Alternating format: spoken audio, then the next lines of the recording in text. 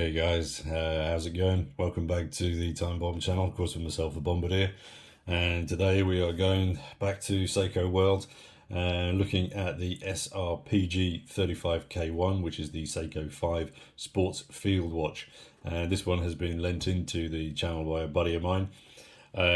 Just while I unbox, talk a little bit about field watches. They certainly do get a lot of love. In general, and they certainly do also then pack a lot of history into their DNA, with the previous iteration specifically of this one having been very successful indeed for SEIKO. So here is our watch today, for today, as I say. So the SRPG 35, obviously K1 then, just indicative that this is the European model. Let me just zoom in a little bit there and get a bit better view of it. Quite a handsome looking little piece.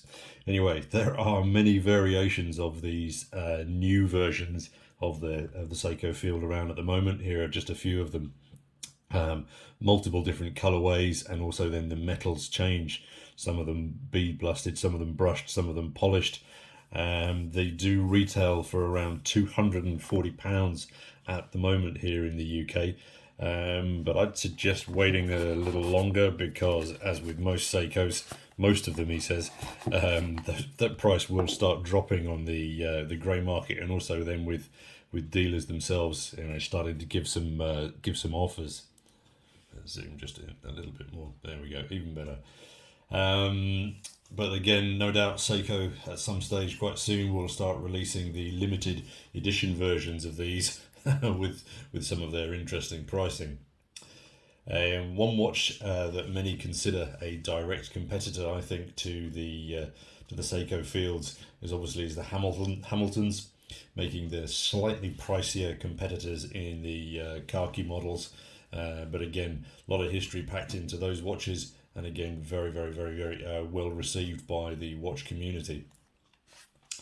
My personal, no, I didn't have it here. One second.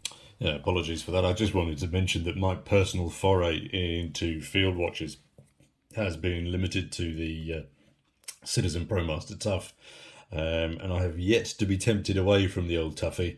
It simply tickles my tickly bits in many ways.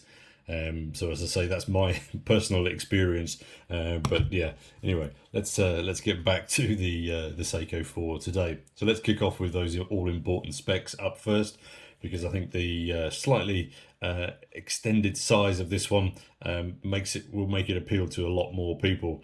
So it's a 39 and a bit mils across. It is then 13.22 mils in depth. It sits on a very manageable 48 millimeters lug to lug, and those lugs themselves then come in at 20 mils. Ticking away inside, then we've got the in-house 4R36 movement, which is both a hacker and a hand winder, and it should give you, or give most of us, around 40 hours worth of power reserve. It's got a push-pull crown over here on the side, obviously then indicative that this only gives us 100 meters worth of water resistance. As you may have seen just there, you probably picked up on it, this is a curved hardlex up top, and it provides some quite interesting visuals, especially from the side, and as I say, really nice curve on it. But unfortunately, I think that with so many micro brands doing some kind of sapphire up top as standard, I think this it could be a slightly divisive aspect on this watch. And as you can see, I don't think there's any AR coating on this at all, because it is very shiny indeed. Outside in the sunshine, as you can see from these shots as well, it's really picking up a lot of glare. I think on the one hand, the curved lex here actually does look good, but clearly it's not, as most of us are going to recognize, it isn't going to stand up to much of a beating. So people are either going to be changing this out or keeping that tub of poly very close to hand to keep buffing it out.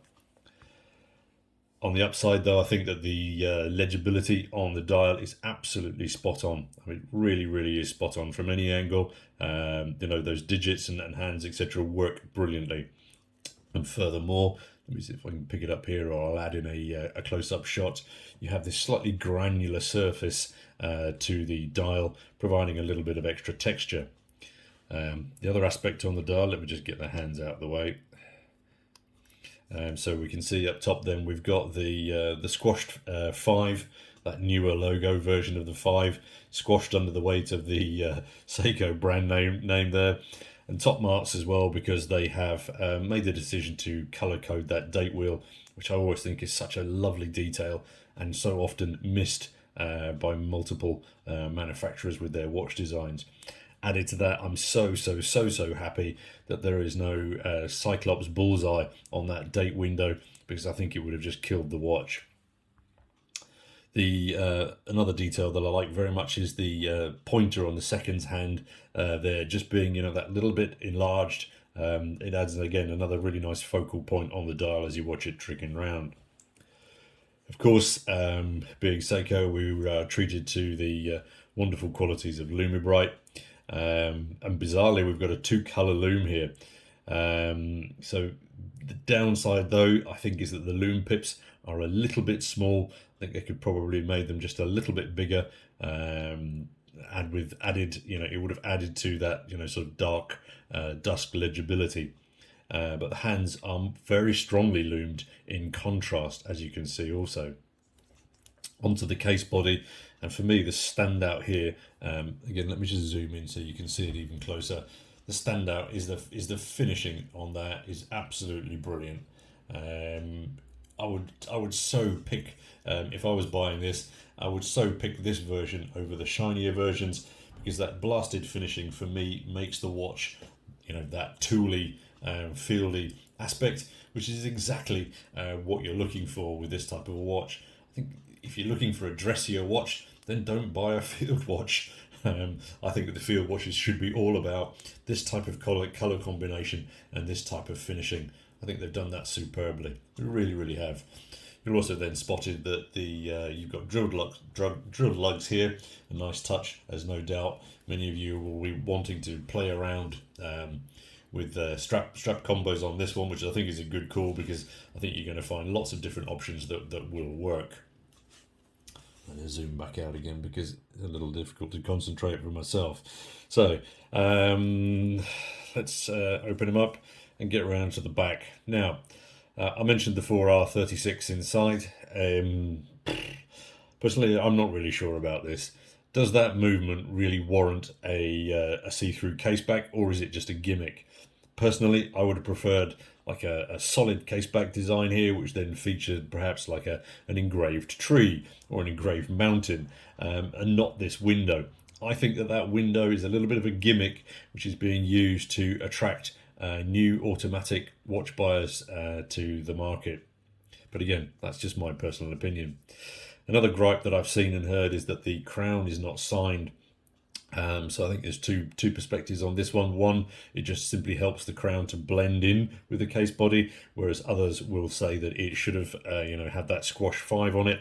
Personally, I'm really okay with it blending in. I don't think on a field watch, I'm that fussed about having a signed crown. All right.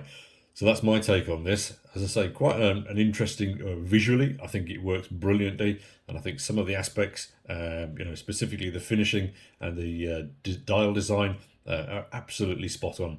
I think SEIKO have knocked it out of the park in that sense. The downside, I think, for me, as I say, is that hardlex up top, does provide a lot of reflection. It really does distort the light quite a lot, and I think that's going to upset quite a few people. But anyway, if you guys have got one of these, it would be great to hear how it's holding up to daily wear, or alternatively, if you're in the market for one of these, which of the variants do you have your eye on? Alright guys, that's a wrap for today. Thanks as always for your time and for watching, and of course until next time, this is your host, the Bombardier, signing off. Cheers.